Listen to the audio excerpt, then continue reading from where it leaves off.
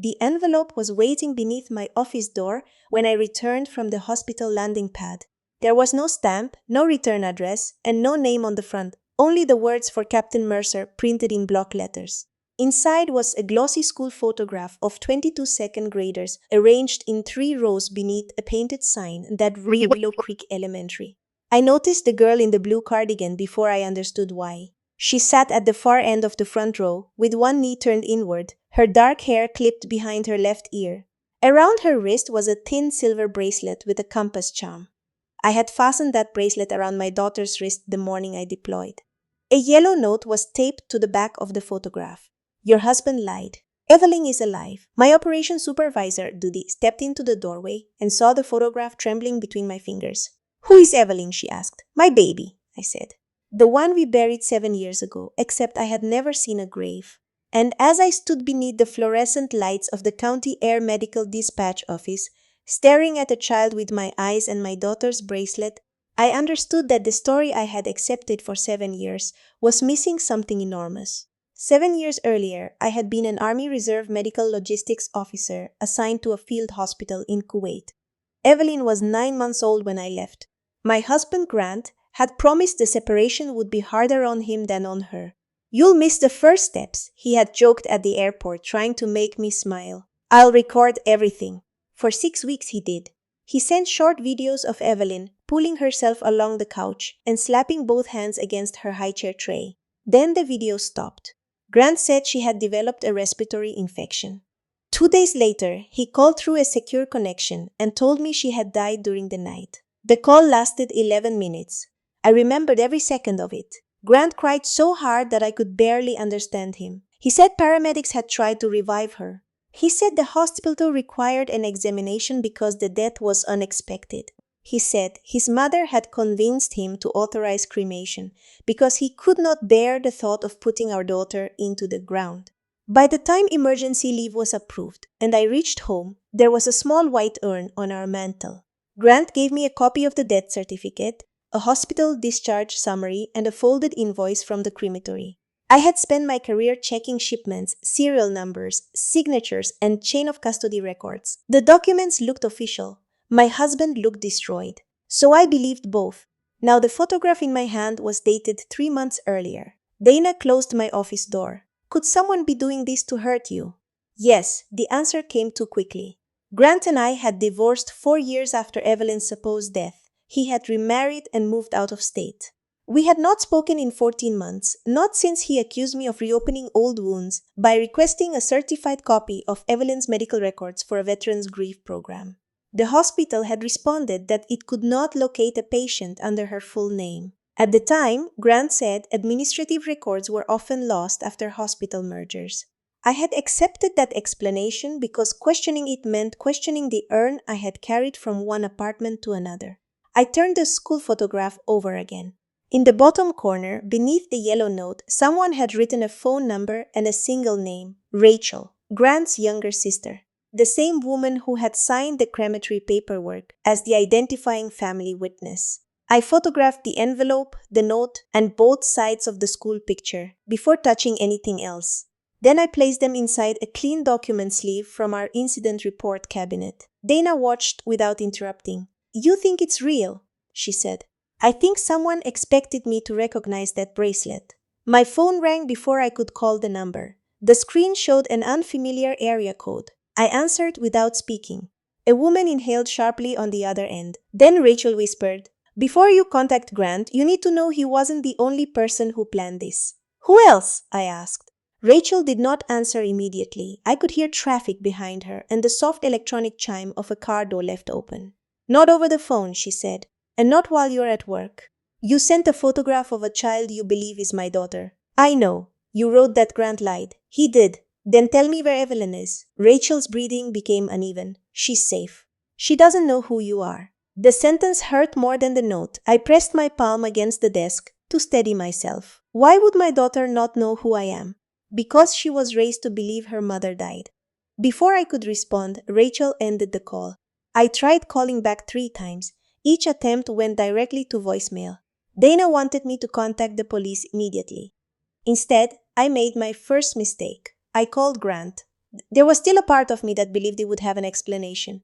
Perhaps the photograph showed another child. Perhaps Rachel was unstable. Perhaps someone was using the worst event of my life to punish him through me. Grant answered on the fourth ring. Lauren? He sounded surprised but not alarmed. I received a school photograph today. Silence followed. Not confusion, not the natural pause of someone trying to understand an unexpected sentence. Recognition. What school? He asked. That was when the first crack opened. I had not mentioned a school. Willow Creek Elementary, I said. There's a girl in the front row wearing Evelyn's bracelet. His voice hardened. Rachel contacted you. Is Evelyn alive? You need to stop. Answer me. You don't know what you're looking at. His words were almost identical to the ones he had used when I questioned the missing hospital records the year before. Back then, I had apologized for upsetting him. I had spent years treating his grief as more fragile than mine. Grant had been the one at home when Evelyn died. He had been the one who claimed to have found her unresponsive. He had spoken to paramedics, hospital staff, and the crematory. I had imagined him alone in those rooms while I was thousands of miles away, and that image had protected him from every question I should have asked. Our marriage had already been strained before my deployment. Grant had recently lost his position as a regional sales manager after his company merged with a competitor. He said he was relieved to become Evelyn's primary caregiver, but resentment appeared in small ways. He complained that my military obligations controlled our family. He said strangers received more of my discipline and attention than he did. When I mentioned postponing the deployment because of childcare concerns, he became offended. You don't trust me with my own daughter, he asked. I had mistaken that question for wounded pride. Now I wondered whether it had been a warning. After Evelyn's supposed death, Grant became dependent on me in ways I interpreted as grief. I managed the bills, prepared his meals, answered calls from family, and avoided discussing the documents because he said the details gave him panic attacks. 6 months later, he persuaded me to sell our house. Too many memories, he said. The sale moved quickly. Grant handled most of the paperwork because I had returned to duty and was commuting between bases. We used part of the proceeds to pay debts I thought came from medical expenses and his unemployment. Years later, during our divorce, I learned those debts had been much larger than he admitted. On the phone, Grant lowered his voice. Lauren, listen carefully. Rachel has been trying to destroy my family for years. That child isn't Evelyn. Then why did you ask what school? He said nothing. Why didn't the hospital have a record of her? The hospital changed systems. And why did Rachel sign the cremation identification? Because I couldn't. You told me your mother went with you. She did. The form only has Rachel's name. His breathing sharpened. You're remembering things incorrectly. I looked at the photograph again. The girl's left eyebrow rose slightly higher than her right, exactly as Evelyn's had when she was confused. Where is the original death certificate? I asked. You have it. I have a photocopy. It was certified. There was no race seal, no registration number, and no county clerk's stamp. I had noticed those omissions years ago, but assumed military grief benefits accepted different documentation. Grant spoke before I could ask another question. If you approach that child, I'll seek a restraining order. The threat was too prepared. You already knew this day might come, I said. His voice broke for the first time. I did what I had to do. Then he hung up. I opened the locked cabinet where I kept Evelyn's records. Beneath the crematory invoice was a life insurance statement I had not examined in years. The policy listed me as Evelyn's insured parent, but the beneficiary payment had not gone to either Grant or me. It had been issued to a trust created 11 days before my deployment.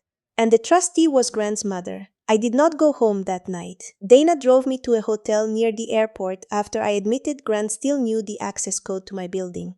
He had never threatened me physically, but the speed of his restraining order warning had changed the way I understood him. A man who had prepared legal language might have prepared other things too. Before leaving the office, I emailed copies of the photograph, envelope, and insurance statement to my private account. I placed the originals in our evidence locker under Dana's authorization and documented when and where I had received them. The process steadied my hands, even though the reason for doing it made me feel as if I were recording the details of someone else's life. In the hotel room, I spread Evelyn's old documents across the desk. The trust named Grant's mother, Caroline Mercer, as trustee. The beneficiary was listed only as E.M. minor dependent. The policy statement showed a payment of $84,000 made 4 months after Evelyn's reported death. That made no sense. A life insurance benefit should have been paid because Evelyn died. A trust for a living minor should not have continued receiving administrative statements afterward. I called the insurer's customer service line. After verifying my identity, the representative confirmed that I had been the original policyholder, but she would not discuss the trust because I was not its trustee. "Can you at least tell me whether the policy was paid as a death benefit?" I asked. She paused. "I can tell you the policy was closed following a claim." "What kind of claim?" "I'm not permitted to disclose that by phone." The answer sounded cautious rather than evasive. She explained that I could request the full claim file in writing because the premiums had been drawn from a joint account bearing my name. It might take several weeks. I thanked her and ended the call. Then I made my second mistake. I searched Willow Creek Elementary online. The school was in western Missouri, less than 20 miles from Caroline's house. Its public page included classroom newsletters, event photographs, and a staff directory. I found the same second-grade picture in a spring concert slideshow. The girl in the blue cardigan appeared in 3 images. In one, she was holding a paper lantern. In another, she stood beside an older woman whose face had been blurred by motion. I enlarged the picture until the pixels broke apart. The woman's coat, posture, and pearl earrings were unmistakable. Caroline. I saved the public images, then kept searching until I found a parent association page listing volunteers. Beside the name Caroline Mercer's were the words grandmother and legal guardian of Emma Mercer. Emma, E.M. My grief turned into something reckless. I typed the school's number into my phone. For several seconds, my thumb hovered over the call button. I wanted to hear someone confirm that Emma existed. I wanted to ask whether she had a scar beneath her chin from falling against our coffee table at 7 months old. I wanted to drive through the night, walk into her classroom, and call her Evelyn. Instead, I called Dana. She arrived 40 minutes later with her cousin Marisol Vega, a family law attorney who handled complicated guardianship cases. Marisol did not promise to bring my daughter home. She did not even agree that Emma was Evelyn. She examined the documents, listened to the recording of Grant's call that my phone had automatically preserved through our workplace security application, and wrote down every date. "You cannot contact the school," she said. "Not yet. What if they move her? Then we move carefully and faster than they expect. But if you appear at that school claiming a child is yours, Grant can use your panic as evidence that you're unstable." The word stung because I knew he already intended to do exactly that. Marisol helped me prepare requests for the insurance claim file, Evelyn's official vital records, and the original crematory authorization. She also recommended a licensed investigator who could confirm public guardianship filings without approaching Emma. Near midnight, Rachel finally texted an address for a meeting the following morning. Before I could reply, Marisol pointed to the trust statement. At the bottom of the page, beneath Caroline's mailing address, was a routing notation for annual distributions. The payments had not stopped after Evelyn's reported death. They had been sent every September for 7 years to an education account in Emma Mercer's name. Rachel chose a highway rest area halfway between my hotel and the Missouri border. She was already seated beneath a picnic shelter when Dana, Marisol, and I arrived. A canvas tote rested beside her feet. She looked older than I remembered, with silver beginning at her temples and both hands wrapped around an untouched paper cup. "I didn't send the photograph to punish you," she said. "Then why wait 7 years? Rachel looked toward the parking lot. "Because Caroline threatened to take my son away from me too." She opened the tote and removed a red accordion folder. Inside were photocopies of emails, bank statements, a temporary guardianship petition, and the original version of the crematory form Grant had given me. The document had no business logo, license number, or authorization code. It was a template downloaded from the internet. Rachel's signature was genuine. Everything above it was not. "Grant told me Evelyn had died before I signed," she said. "He said the crematory needed a family witness because you were overseas." I believed him until Caroline brought the baby to my apartment 4 days later. My fingers tightened around the edge of the table. "You saw her?" Rachel nodded. "She was alive. She had a fever, but she was alive. She said Grant had taken Evelyn to Caroline's house after telling me she was sick. Caroline then drove her across state lines and began calling her Emma. They used a temporary guardianship petition, claiming Grant was overwhelmed and I was unavailable on military duty. The petition contained a notarized consent form bearing my name. I had never signed it. Marisol examined the copy. Who notarized this? A friend of Caroline's, Rachel said. She worked at the title office back then. The notary commission number was visible. Marisol photographed it and wrote down the county. Rachel explained that Grant had been drowning in debt before my deployment. He had borrowed against our house without telling me and lost much of the money in a failed restaurant investment with a friend. Caroline feared I would return, divorce him, and seek primary custody. So they decided I was easier to control if I believed Evelyn was dead, I said. Rachel's eyes filled, but she did not look away. Grant said you would leave him eventually. Caroline said a military mother who chose deployment over her baby would never win sympathy if the truth came out. The cruelty of it was not in the words alone. It was in the preparation. Rachel showed us emails Grant had sent to her personal account. She had printed them before closing that account years later. In one, he asked her to tell relatives that I did not want a memorial service. In another, he instructed her never to post photographs of Caroline with the baby. The earliest message was dated 12 days before I deployed. Mom has agreed to keep E until Lauren's orders are finished. Once the house is sold, we'll decide what version causes the least damage.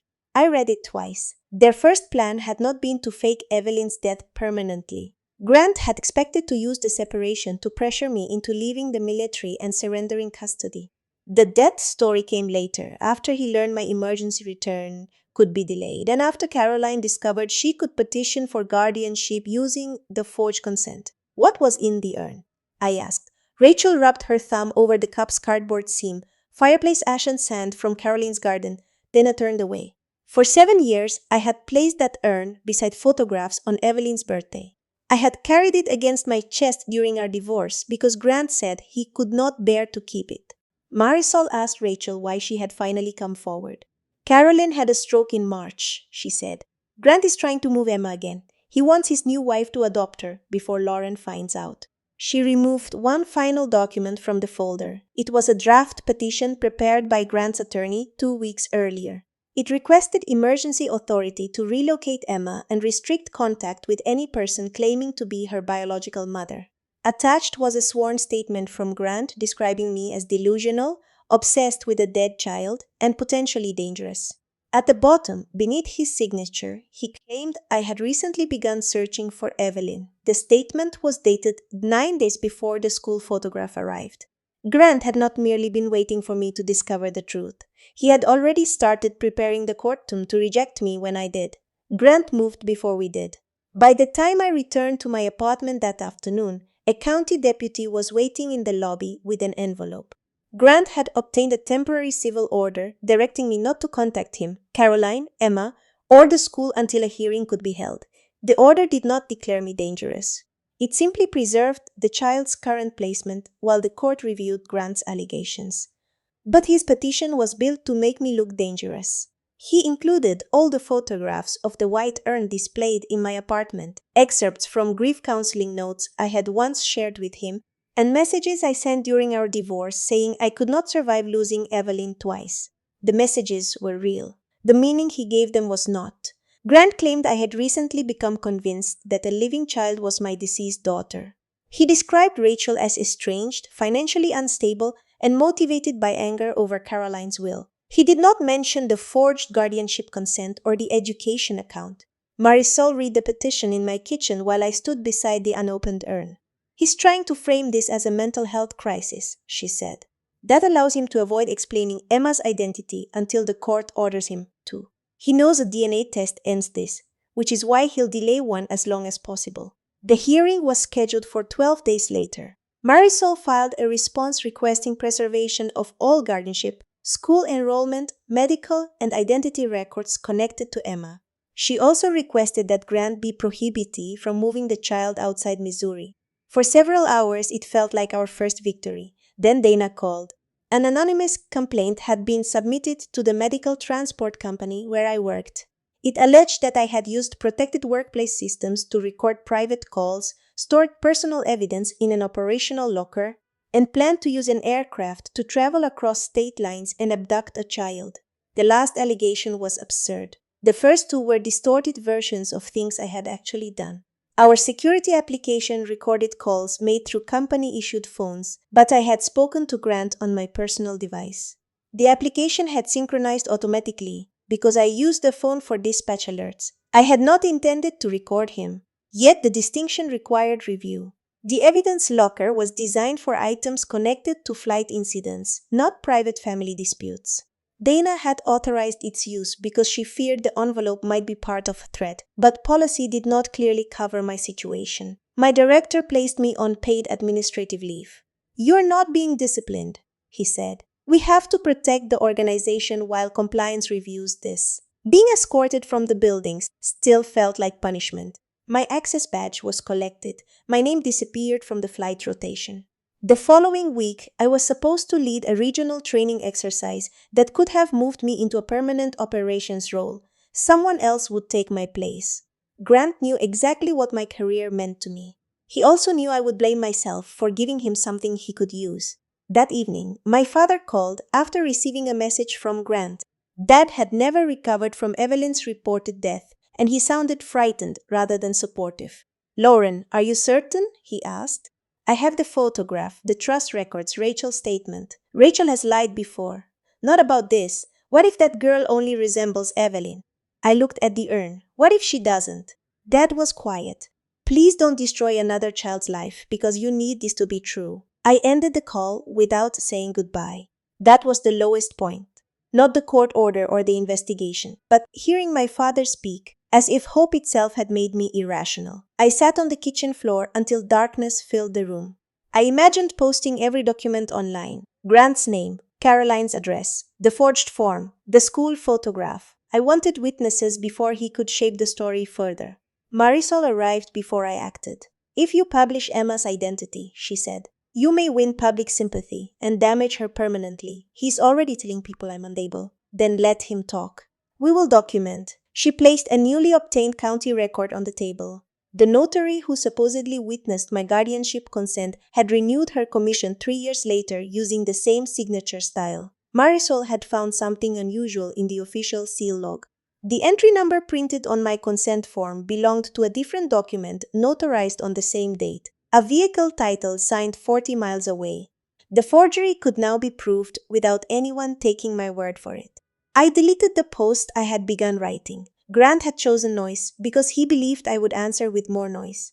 Instead, I closed the urn inside a cabinet, opened a fresh notebook, and began building a timeline he could not interrupt. 4 days into my leave, the State Vital Records Office confirmed that no death certificate had ever been registered for Evelyn Mercer. The letter should have felt like a victory. Instead, I sat at Marisol's conference table, staring at the raised seal, while grief moved through me in a new direction. My daughter had not died, but 7 years of her life had still been taken from me. There was no document that could return her first day of school, the loss of her front teeth, or the nights she had called for a mother she had been taught was gone. Marisol placed another envelope beside the letter. The insurer had expedited my request after she notified its fraud department about the conflicting trust records. The claim file showed that no death benefit had been paid. The policy had been surrendered. Someone had submitted a form bearing my electronic signature, closed the policy, and transferred its cash value, along with money from a linked investment account, into the trust created for EM. The authorization came from the same internet address used to file the guardianship petition, Caroline's house. "I thought Grant did all of it," I said. "He participated," Marisol replied. "But this suggests someone else managed the documents." The investigator had found something else in the archived guardianship docket. Grant's first petition had requested only 90 days of temporary care. In a handwritten statement, he claimed he needed time to address debt and emotional exhaustion while I completed my assignment. 3 weeks later, a second filing appeared. That one requested indefinite guardianship and stated that both parents had abandoned the child. Grant's signature was on it, but the handwriting in the margins matched Caroline's notes on the trust documents. More importantly, the second petition had been submitted after Grant left Missouri for 6 days to attend a sales conference. Rachel had blamed Grant for building the plan. I had wanted that version because it was emotionally simple. He was my husband. He had spoken the lie directly into my ear. Making him the sole architect gave my anger a single place to go. But the records showed a more complicated truth. Caroline had designed the machinery. Grant had allowed it to keep running. Rachel met us again that evening and confirmed what the paperwork suggested. After Evelyn was taken, Grant panicked. He told Caroline they had gone too far and wanted to bring the baby home before I returned. Caroline refused. She had paid off part of his business debt, Rachel said.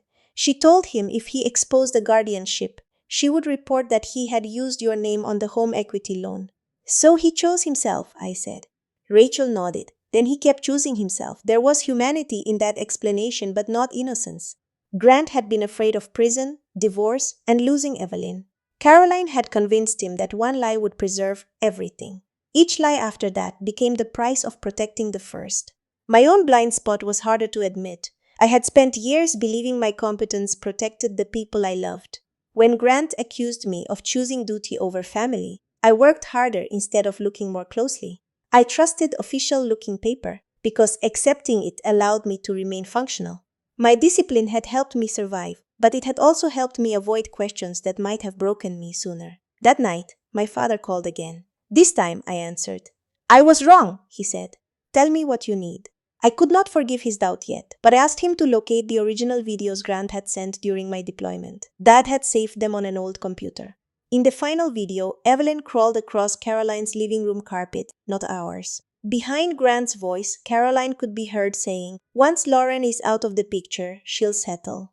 The recording had been made 5 days before Evelyn supposedly became ill. Before we could submit it, Marisol received an emergency notice from Grant's attorney. Emma had been withdrawn from school that morning.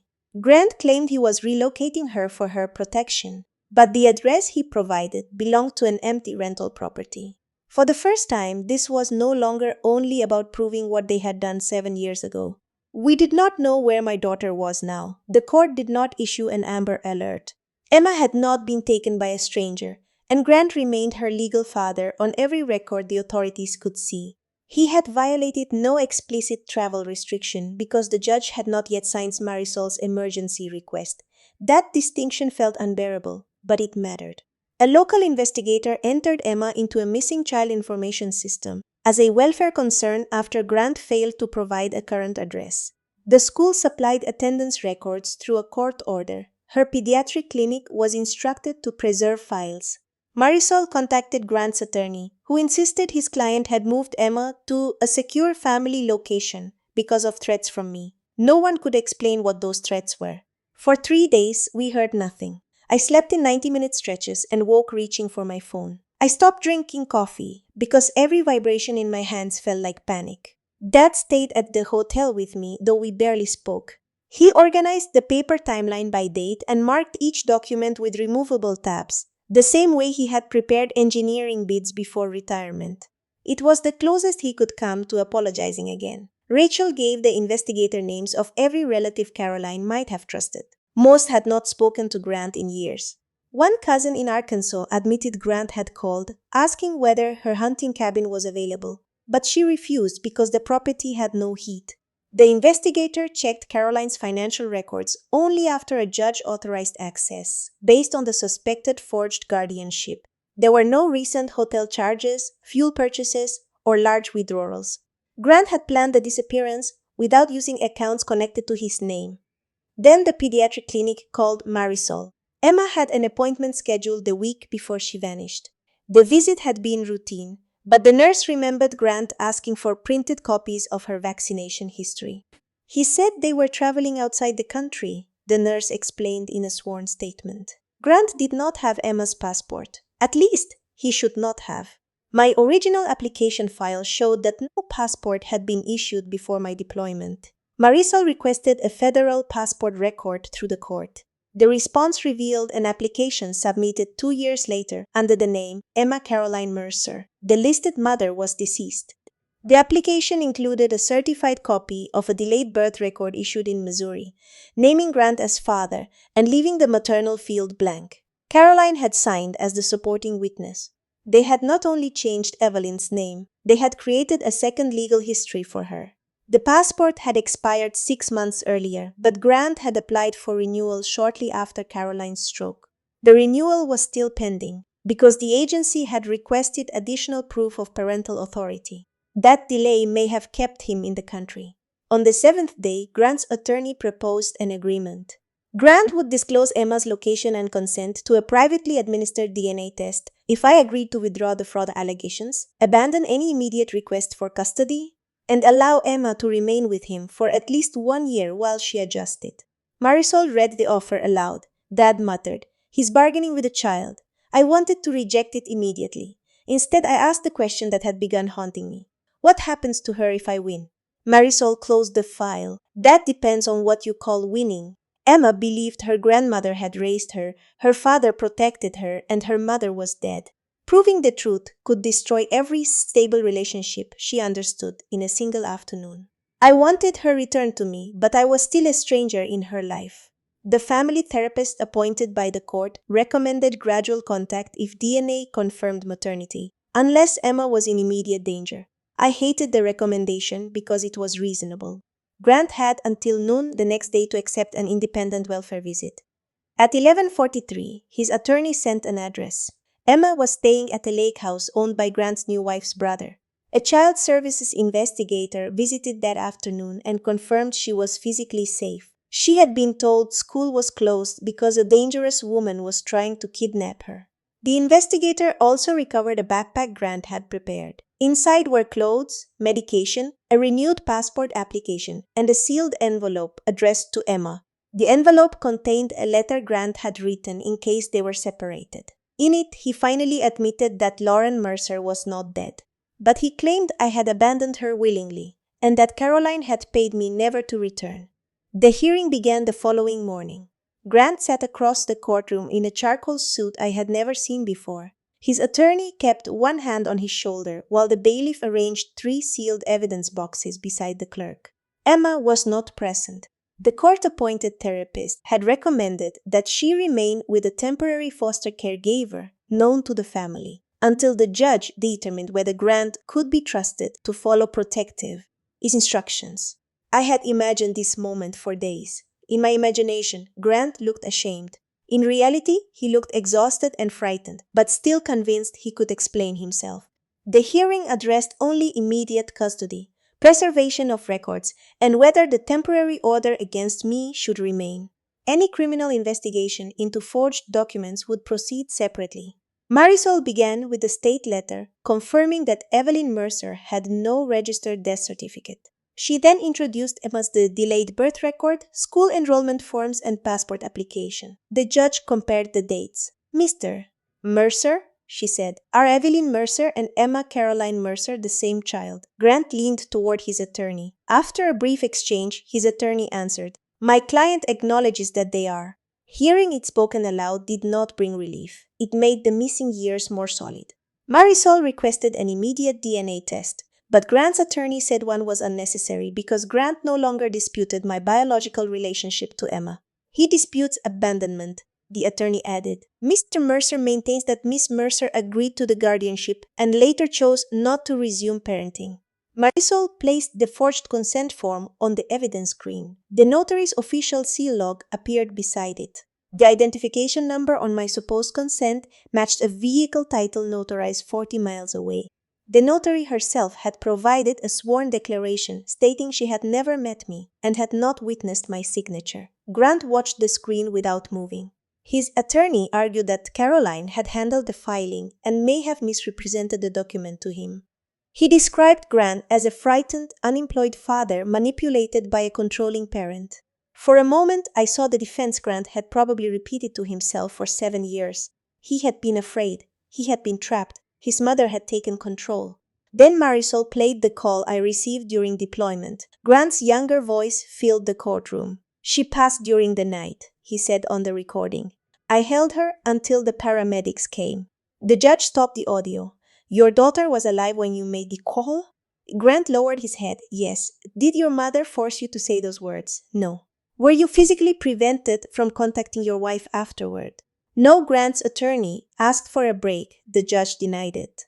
Marisol introduced the home video from Caroline's living room, the education account distributions, and Grant's recent letter telling Emma that I had accepted money to disappear. Grant finally spoke without consulting his attorney. I was trying to protect her. From whom? The judge asked. From disruption. From being pulled between adults. Lauren was always gone.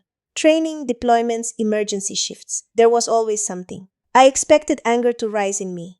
Instead, I remembered the videos I had watched from overseas, studying every movement of Evelyn's face, while Grant had already decided I was replaceable. Marisol asked one final question. If Miss Mercer willingly abandoned her child, why did you tell her the child was dead? Grant looked at me then. His expression changed, not into remorse, but into the desperate honesty of someone who had run out of safer lies.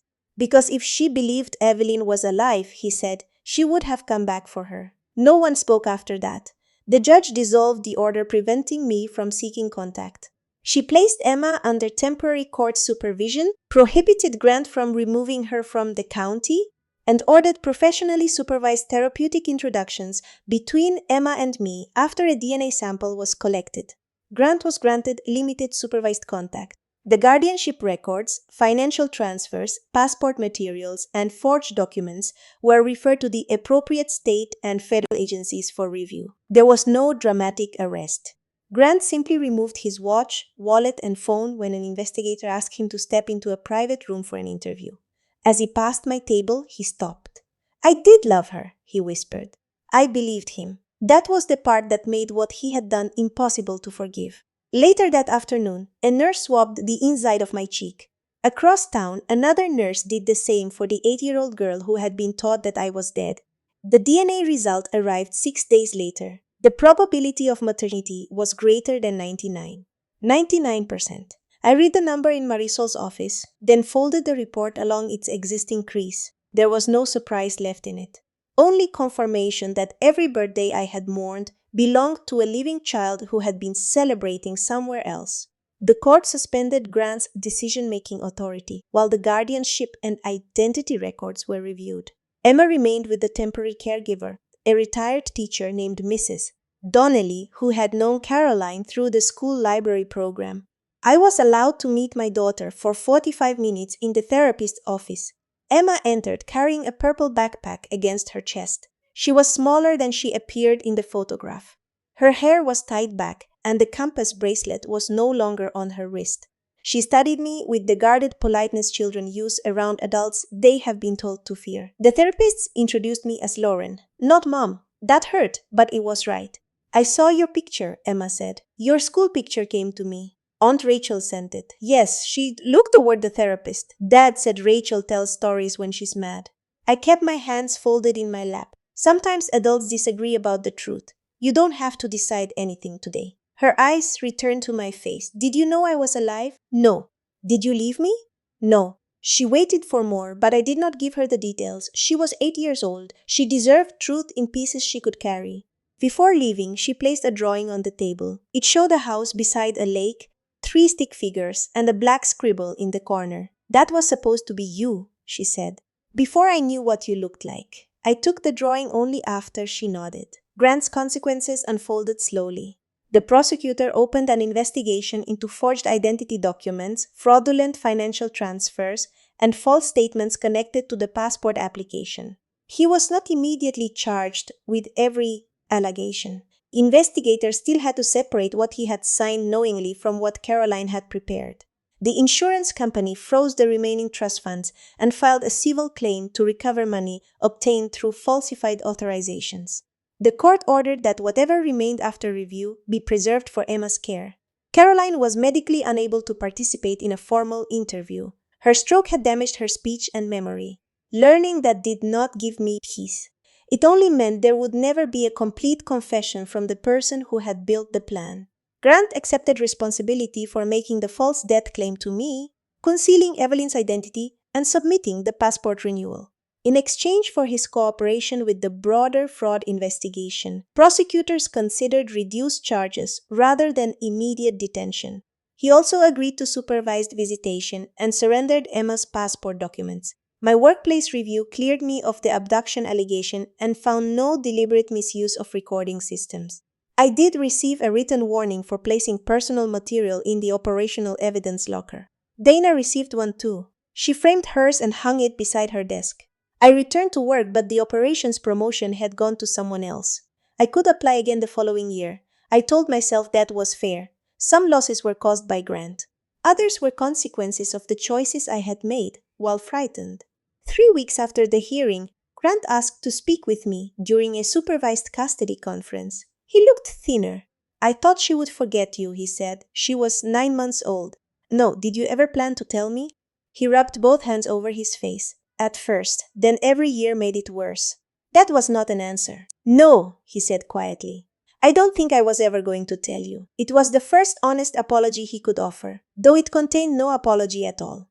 I left without forgiving him. Outside the courthouse, Emma was waiting with Mrs. Donnelly for our second supervised visit. She did not hug me, but when we began walking toward the therapist's office, she reached out and held two of my fingers. I did not tighten my grip. I let her decide how long to hold on. 7 months later, Emma stood at my kitchen counter spreading too much peanut butter across a piece of toast. She had begun spending alternate weekends with me after months of supervised visits, joint counseling, and short afternoons that gradually became overnight stays. The transition was not smooth. She woke twice during her first night in my apartment and asked to call Mrs. Donnelly. The second weekend, she accused me of trying to replace Caroline. Once, after I corrected her for leaving wet towels on the floor, she packed her backpack and demanded to go home. I did not tell her she was already home. She had more than one place carrying that word, and I had learned not to compete with her memories. Grant pleaded guilty to making false statements in the passport application and participating in the fraudulent guardianship filing. His sentence included probation, financial restitution, mandatory counseling, and restrictions on unsupervised contact with Emma while the family court continued its review. Some people thought the consequences were too light. I stopped measuring justice by how much suffering he received. He lost the authority he had abused. He lost control of the story. Most importantly, Emma was no longer required to accept his version of her life as the only one. Caroline remained in assisted care. Her condition declined before investigators could obtain a reliable statement. Emma still asked to visit her, and the therapist recommended allowing it under supervision. I went once. Caroline looked at me from a wheelchair beside the window, her hands folded beneath the blanket. I could not tell whether she fully recognized me. "You took 7 years," I said. Her mouth moved, but no clear words came. I had imagined demanding an explanation. Standing there, I understood that no answer would be large enough. I left without forgiving her, and without returning the cruelty she had shown me. Rachel and I were rebuilding something cautious. She testified about her role and accepted responsibility for signing the false cremation form. Emma knew her as the aunt who finally told the truth, but Rachel never asked to be praised for waiting so long. My father attended counseling with me twice. On Emma's 8th birthday, the first one I was allowed to celebrate with her. He gave her a wooden box filled with copies of the videos he had saved. Emma watched only one. It showed her as a baby slapping both hands against a high-chair tray, while my voice came through a laptop speaker. She replayed the moment when baby Evelyn turned toward the sound. "You were talking to me," she said, every chance I had. She leaned against my shoulder but did not answer. That was enough. My promotion became available again when the employee who received it transferred to another division. I declined the overnight operations role and accepted a training position with steadier hours. Years earlier, I would have considered that surrender. Now it felt like choosing with open eyes. On the morning of Emma's new school photograph, she wore the blue cardigan from the picture Rachel had sent. Before leaving, she placed the compass bracelet on the table between us. "Dad," said Grandma, gave me this. "I bought it before I deployed." She traced the small silver charm with one finger. "Did you want it back?" "No, it was always yours." She fastened it around her wrist and picked up her backpack. At the door, she hesitated. "Mom?" It was the first time she had called me that without a therapist asking how the word felt. "Yes? Can you make the toast less burned tomorrow?" I laughed, and she did too. The original school photograph still rests inside a document sleeve in my desk. I do not display it. It belongs to the part of Emma's life built from secrets, and I refuse to make that image carry more than it should. Beside it is her newest photograph. She is standing alone this time, wearing the same blue cardigan and the silver compass bracelet. Her smile is uneven, her left eyebrow slightly raised. On the back, in her own handwriting, she wrote, "For Mom, so you don't have to search anymore." If this story stayed with you, tell me which moment changed the way you understood Lauren, Grant, or Emma. And if you value stories about quiet courage, family secrets, and justice that respects the people who must live afterward, you're welcome to join me for the next one.